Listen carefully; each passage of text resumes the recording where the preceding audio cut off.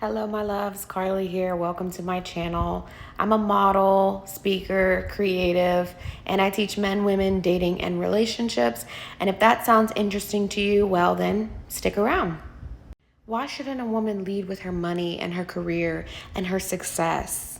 Well, leading with her success and how much money she has and all that she's accomplished and her job title as a CEO and how successful she is and how much money she's made is very masculine. It's a very masculine forward energy. It is an energy saying, look at what I can do. Look at how I can out earn you.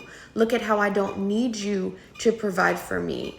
And this is a very unattractive quality to masculine energy, healthy men, which ultimately is the kind of man that you want and need to be able to attract and need to become the reciprocal of in order to attract that caliber of a man.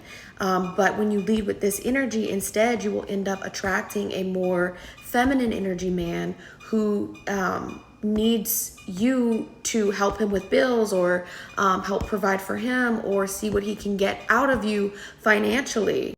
And this might feel very familiar and comfortable to you at first, but eventually later on down the line, you will end up resenting him for needing you for that department, because real healthy masculine energy men, they want to be needed. They have this desire to be needed by a woman, and specifically for money and finances. But now that we live in a world where things are very different, and even some of the more traditional people and traditional ways still have to integrate these more modern ideologies into their stories and into their relationships. Even though we've come into this as a culture, well, women don't need men anymore for their survival, for their resources, for what they can provide. But masculine energy men, healthy men, still need to feel needed. They need to feel sufficient.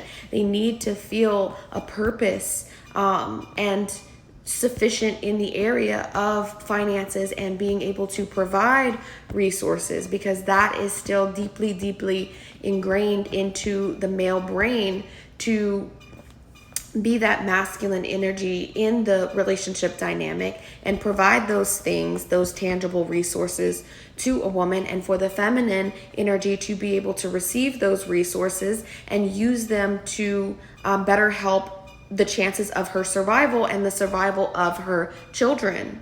Providing those tangible resources also helps him to feel more bonded to you as the woman and the children that you create together. It helps him to feel more bonded to the family by providing tangible resources and money to the family. It actually increases his oxytocin levels. And so when women lead with that masculine energy and that masculine language, rather than their feminine, soft, delicate energy of look at who I am and look at what I desire, and this nurturing energy, this happy, this joyful, this vulnerable, very you can affect me kind of energy, when they lead with that instead of all of those feminine traits, then men feel a lack of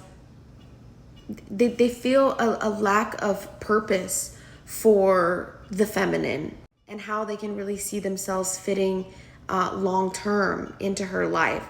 And the more masculine men that you date and attract, you will notice, as the more feminine that you become, that masculine men love to talk about their jobs and what they do and brag about their success, and not in an egotistical, overhyped, kind of exaggerated way, because that's a turnoff too, right? But they just nonchalantly love to talk about the things that they have accomplished and the money like that they've made and like the things that they have built through their life with their accomplishments. And this is always a very attractive trait to true femininity, because it feels very safe to be in the presence of a man who never lacks in resources, who always has stability in providing those resources, who has strong morals and values around his money, and is very wise and intentional with his money and with his resources. That feels very, very safe to true femininity. And the problem that women will see come up for them is that when they are leading and bragging about their success and how they don't need a man for money, because maybe that is true that she doesn't need a man for money, but when that's the energy that she's wearing and that she's carrying, and that she doesn't have a care in the world about trying to acquire anything from him, then she's going to find later on that that becomes a very big problem for the two of them, and actually being able to feel safe and not feel so burnt out by the relationship. And she's struggling with feeling worthy of even receiving what he has to offer resourcefully to provide for her. She feels unworthy of having a man actually able to take care of her financially and provide for her.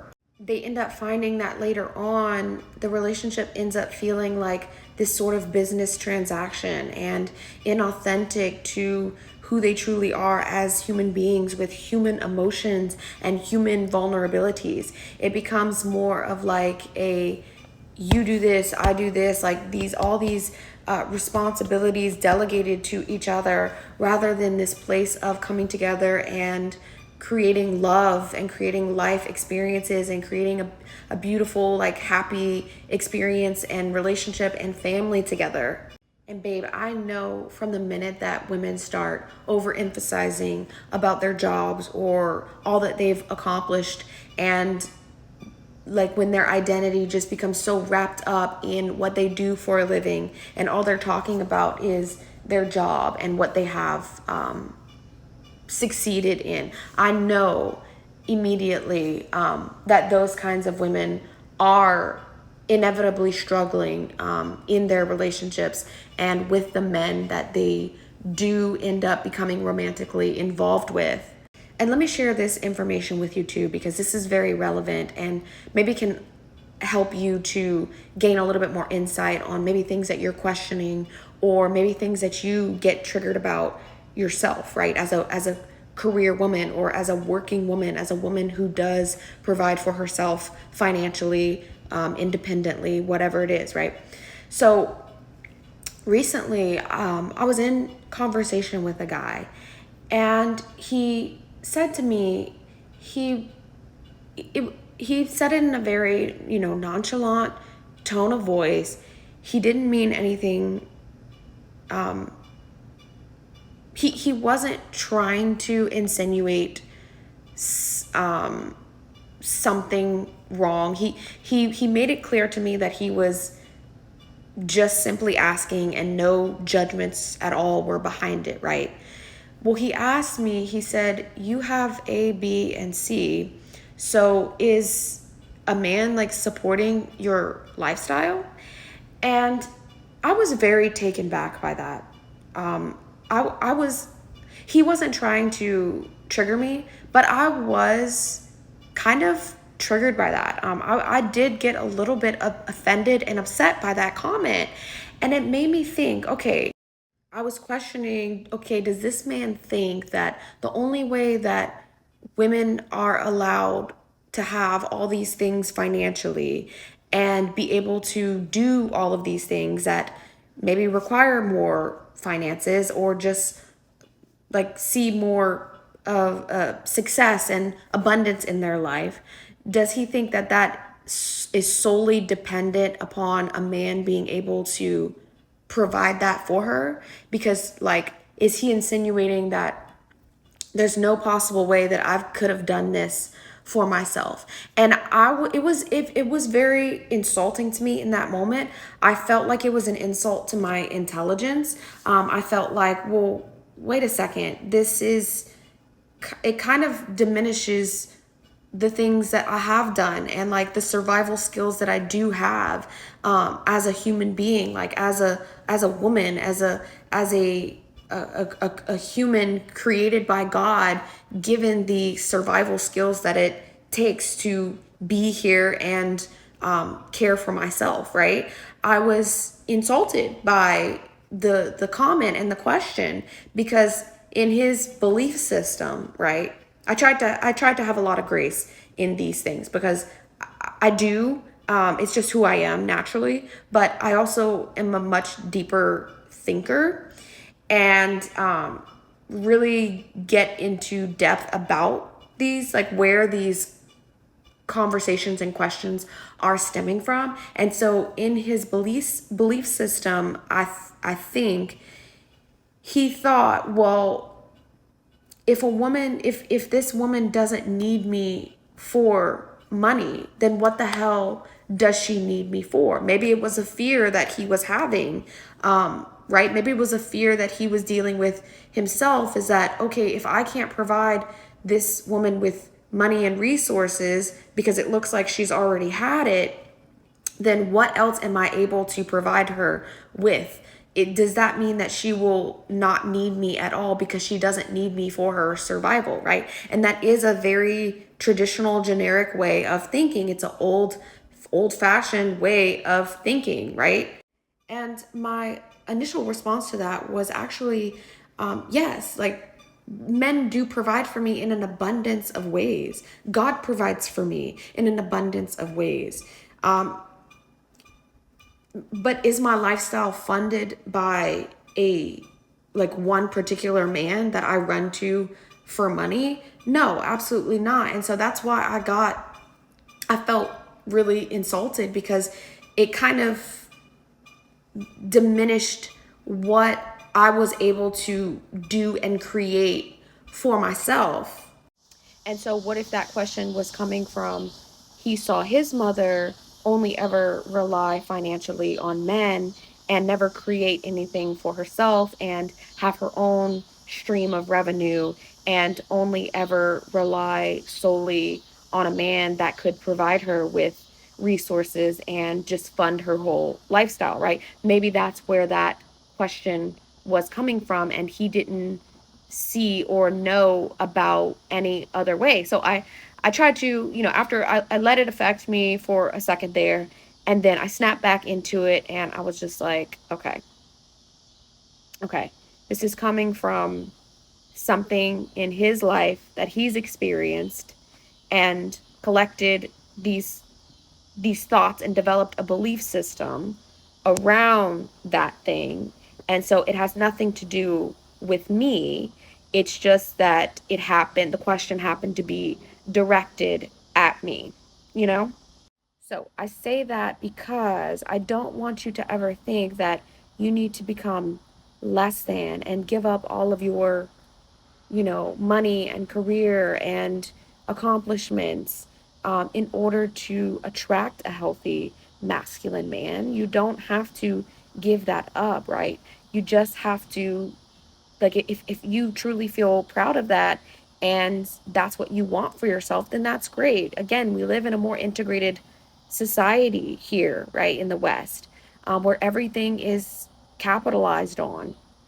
So you don't have to give that up. You just have to learn how to play the field. You have to learn how to play the game wisely and attract masculine men by simply leading with the opposite energy of who you are and embracing, the parts of who you are, your mind, your soul, your spirit, your heart, your vulnerable feelings, right? The passion that you have, the creative interests that you have, embracing those traits about yourself, and then letting all of the accomplishments that you have just naturally progress and come out as the relationship progresses along. sometimes with older traditional men, that is just how it goes. But what I would suggest to you is to always have the thoughts and mind frame and mentality thinking set in your mind that when you meet a guy, you are observing, right? You're in the energy of just observing, of watching him, what he will do, the steps that he will take, how heavy he is pursuing you, how consistent he is, and what it is that he is doing to prove um, his worth to you, how he's showing, making an impression upon you, right? Have this mentality that he has to win you over, that he has to be able to show his peacock feathers, right? He has to show his success that he's created for himself, and that you do want to see what he can provide for you, right? Even if you don't need him to provide, just pretend that you need him to provide for you. Pretend that you need to know what his resources are, before you ever even go further, right? Have this mentality. You don't even have to say it. You just have to have the mentality going into it that you are observing what it is that he is willing to do in order to impress you, and allowing him to pay for the things. So start your dating scenarios off this way, and knowing your power and going into it with that mentality. And I promise you, the cards will play out in your favor, and your feminine power will just radiate. The kind of men that you'll end up attracting are the men that genuinely like love to care for women, love to impress women, love to work hard in order to impress women. They love to like spoil women. They love to like rub a woman's foot, right? They love to treat a woman like a lady. If you go in with that mentality, really knowing your female power and being confident about that female power, playing it wisely, then like I said, the cards will play in your favor, and you'll always have positive dating experiences. Okay, so that's all I'm going to say for this video today. If you guys found this helpful, make sure you like it, subscribe to my channel if you're not already, and leave a comment down below if you have suggestions for a future video. You can send me an email too as well if you have any in-depth questions you need answered, or any further coaching inquiries. I'm always available to help you and respond to you as quickly as possible. So until the next video, I will talk to you guys soon. Mwah.